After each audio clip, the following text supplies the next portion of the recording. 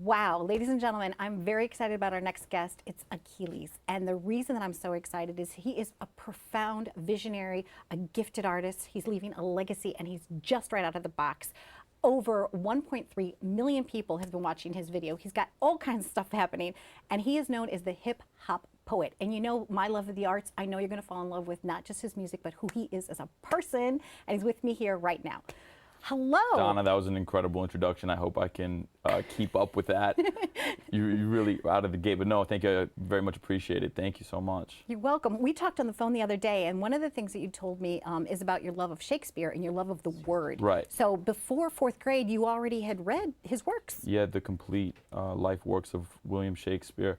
I always noticed from a very young age, and I think my teachers also noticed, that I had a certain affinity for language. And because of that, I really took a liking to poetry. And I think that's ultimately, later on, as I began to develop myself, what made me fall in love with rap music. It was because of lyricism. Yeah. And I think your rap is intelligent rap. And what I mean by that is that, you know, I love all types of music. You know, I've had a good ear for music ever since I was around 12. And yours is a little different. Right. It's not traditional rap. Right. How are you doing that? You're writing the words and then putting the melody, or is it like a synergistic relationship? Well, sure. One thing that I really, the lens through which I view my rap music, I would say, for me, it's an interrogation process of the English language. And I've said that before, and what I mean by that is that I'm constantly seeking to create double and triple entendre, to use extended metaphor, similes, to change the rhyme scheme in a way where I'm using words that might not typically be used in rap music, and also take on subjects that might not be typically took on in rap music. And so I think by that token, I think that's sort of what sets me apart a little bit from my contemporaries. Yeah. And let's get right to it. I would love to just take a look at your music video, because that way people are going to understand right from the get-go what you're all about. Right. Okay, so let's take a look. Punching bag, great. Here we go. Used to the abuse, after all, a punching bag is meant to be smacked around. I'm leaving now, turn back around. I hope you're fucking happy now. Wonder why you came back at all, but then again, what made me think that this time would be any different? I swear to God, I love you so. Why would I care about some religious differences? Thought we had some time to figure this, but this is dissonance. Just what is in between us now? We're screaming at each other, and the storm is brewing. This is just another case of shattered self-esteem. The broken path, the battered dreams, splattering. The ripples become current, concurrent, recurring currents. As torrents, as buildings, feelings resilient. You weren't ready to feel it, but I won't die like Venom when the beast. They see he's too quick and swift to ever trip and fold inside your shit against split him and then different. But the difference is I will never fall for your tricks again. This punching bag is done, the stuffing's ripping at the seams. I can't be sewn up and stuffed again to be reused. This goes right after you. Where did you shoot that? So Punching Bag was actually shot out in LA. It's a very personal thing for me, because I actually wrote the treatment for it, as well as, of course, having written the song. And they almost came to me together in the same moment, because oftentimes when I begin to write a song, I think of it in terms of some great thematic construct, which of course all films require. So for me, I think, what is the diegesis of this song that I'm writing, which is typically a term that we would associate with literature or film. So having asked myself that question, then I was able to, just after recording the song, go home and immediately write out the treatment. And then I passed it over to Ben Griffin, and we worked together out in LA. It was an abandoned mall in Hawthorne, where we did some of the shooting. I believe Gone Girl also used the same mall. I saw it pop up in the film after having watched it. I thought that was interesting. And it was a great creative project, and Ben was really incredible to work with on that as well. Now, the military people look like they're real military. They actually are ex-military. Okay. Yeah, how did you coordinate that? It was an honor to be on set with them, because we had Purple Hearts on set, ex-military, people who truly served for this country.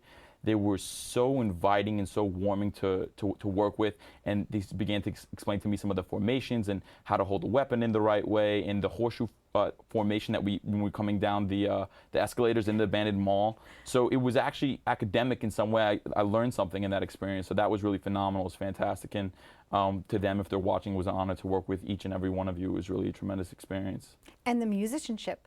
Who else is on your crew? Who else is on your team? So John J. Daniels is my executive producer, and he executive produced my album Transgressions, which housed 17 tracks. And it was a really full body of work. And he sort of found me prior to my being able to write music, before radio, before record sales, before all of these great and exciting things that I'm able to do now through my company, Akillezz Records. And he helped me turn that poetry into music. And outside of his being an executive producer, he's like a brother to me. We're very, very close. I was just with him recording the other day. I love him to death. Well, I heard that you're very loyal. Yeah. You're a very loyal person. Yeah. And you were sharing with me just a moment ago that in 2012 you had a life-changing experience because your grandfather passed away. How did that impact your journey? My grandfather, you know, I think the term grandfather even doesn't apply, because I think people think of grandfather and they think of a step removed from a father. And he was more my father. My father's great, I don't want to misconstrue that, but he really took on the role of a father because my father was working 18 hours a day. So all of my formative development has to be credited very much to my grandfather and to my grandmother, who instilled me with the values that I carry with me today. And I was leaving from Greece, which is where I'm originally from, and he was saying goodbye to me, and I told him not to worry because I'd be seeing him in a few days. And of course I never did. And the song Watchmaker off the Transgressions album I wrote as a product of that. It was the closest that I'd been to death in that way, and it made me think about the life and death relationship and time and all of these things that invariably we're unable to escape. And even your name, your stage name, Akillezz.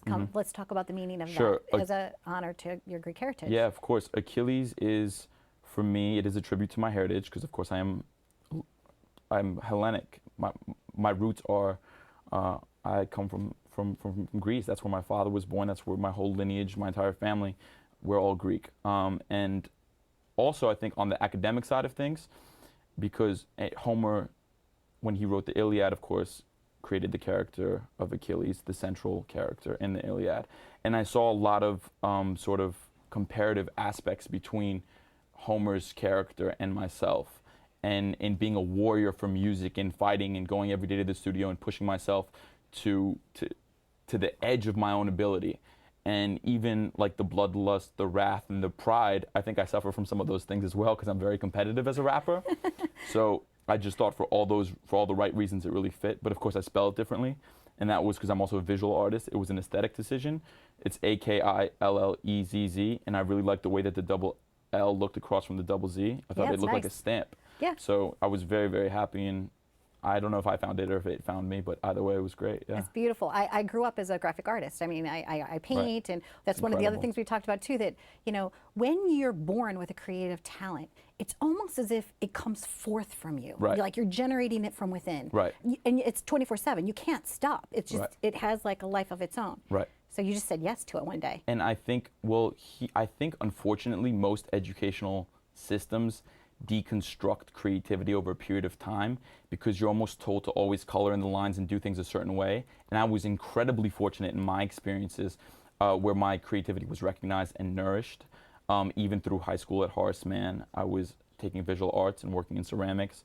Someone I care about very deeply, Mr. Renner, he was a teacher of mine and really helped me doctor my abilities and hone it and craft it in the right way. And we had great conversations about being an artist unrestricted by medium. And, you know, I think of myself as an artist even more so than a rapper necessarily. Of course, poetry is what I love the most, and words are crucially important to me. But by the same token, I believe that a true artist really should never face those kinds of restrictions. So anything I touch and I can turn into art, I attempt to. Well, we're looking forward to watching your career continue to soar. I mean, you're just so lovely and so wonderful. And what type of legacy, what do you want to do with your music and your career? Where do you see yourself? Right. So for me, I really like to put the art above myself. Okay. And when I think of the kind of work that I'm creating, it makes me think of posterity quite a bit, and wanting to create a body of work that is the property of mankind. And not that just because not because it bears my identity necessarily, but that the work itself, that I'm harvesting something for some future generation. I think that's the way that I think about my music. And if I'm able to achieve that, I mean, that'd be, I think, an incredible legacy to be able to leave behind. I agree. And one thing I will say is, for me, I think in that regard, you almost become synonymous with the craft that you represent.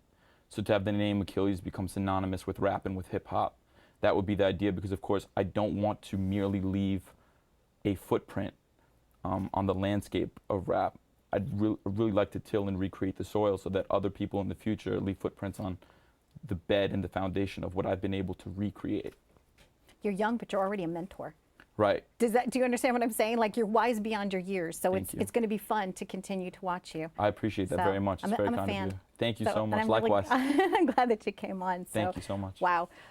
Thanks for watching. We've been visiting with Akillezz, and you can Google him. You'll find him. And we'd love to hear from you. We want to know what your musical tastes are. Maybe we can feature you or someone that you love. Thanks. Thank you very much.